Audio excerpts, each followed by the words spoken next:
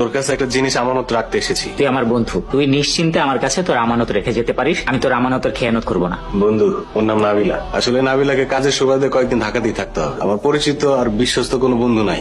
আমি তোর কাছে নাবিলাকে রাখতে এসেছি। তুই নাবিলাকে তোর কাছে আমার আমানত হিসেবে কয়েকটা দিন রাখ। না না, এটা কিভাবে সম্ভব? একটা প্রাপ্তবয়স্ক মেয়েকে আমি আমার বাসায় এভাবে কিভাবে রাখি? বন্ধুত্বের দাবি নিয়ে তোর কাছে এসেছি, তুই আমাকে নিরাশ করিস না বন্ধু।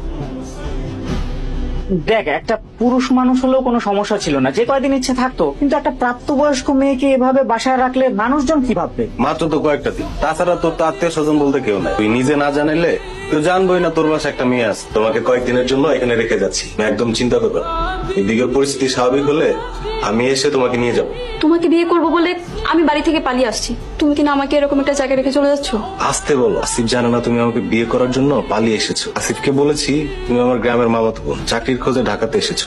চলো না, আমরা দুজন একটা বাসা ভাড়া করে একসাথে থাকি। তোমার বাপ চাচারা আমাদেরকে পাগলের মতো খুঁজতেছে। এই কয়টা দিন আমাদের একসাথে থাকাটা রিস্ক। ভালো কথা, আসার সময় যে গহনা টাকা নিয়েছো সেগুলো কোথায়? সেগুলো দিয়ে তুমি কি করবে? তোমার আমার পাসপোর্ট রেডি করে বাইরে যাওয়ার ব্যবস্থা করতে হবে। দেশে থাকলে ধরা পড়ার চান্স আছে। এমনিতে এটা গেস্ট রুম হিসেবে ব্যবহৃত হয়। আজ থেকে আপনি এখানে থাকেন। এই বাড়িতে আর কেউ থাকে না? আর কে থাকবে? আমি তো একা মানুষ, একাই থাকি।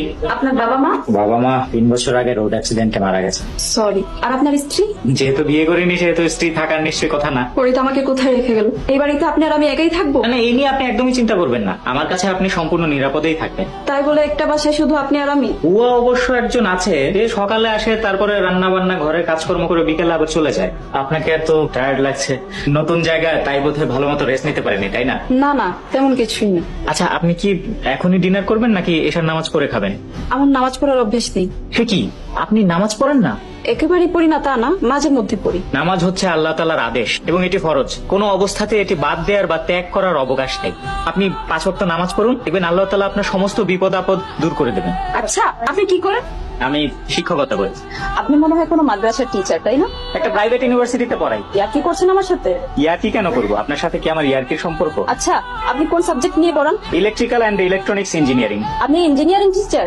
হ্যাঁ, আর আমি এই সাবজেক্টে এমএসসিও করেছি। আপনাকে দেখে কিন্তু একদমই বোঝা যায়। হ্যাঁ, কি করেন আপা? কেন, কি হয়েছে? ভাইজানের রুমে কোনো কিছুতে হাত দিয়েন না। ভাইজানের রুম উনি নিজেই গুছাইয়া রাখেন। ওনার রুমে কিছুতে হাত দিলে উনি অনেক রাগ করেন। কিন্তু আমি তো কিছু এলোমেলো করছি না, জাস্ট বিছানাটা গুছিয়ে রাখছি। আমার ভাইজান অনেক বকাঝকা করবো, রাখেন আপনি এগুলা। তুমি তো আমার ফ্যামিলিকে চেনো। আমার বাবা আর চাচা হচ্ছে শিল্পপতি। তোমার সাথে আমার মনে হয় না তারা বিয়েতে রাজি হবে। আর চিন্তা নাই, আমি খুব তাড়াতাড়ি একটা বিজনেস শুরু করতে যাচ্ছি। বিজনেস করবে? টাকা পাবে কোথায়? ম্যানেজ করেছি। এত কথা শুনে তোমার কাজ নাই, তোমার চোখটা বন্ধ করো। আমি না বলা বলতে চোখ খুলবা। ফরিদ কি আপনার সাথে যোগাযোগ করেছিল? কই না।